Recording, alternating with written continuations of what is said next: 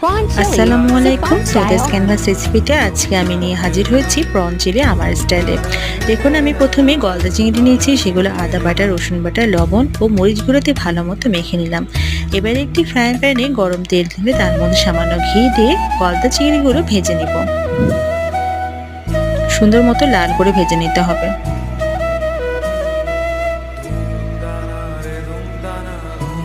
এবার আমি ওই তেলে পেঁয়াজ কুচি, একে একে টমেটো ও মরিচ কুচি দিয়ে ভালো করে নেড়ে নিব।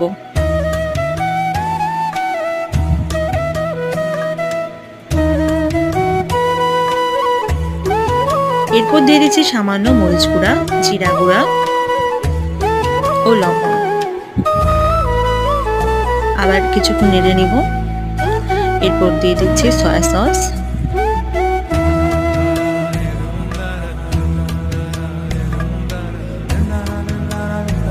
গোলমরিচ গুঁড়া,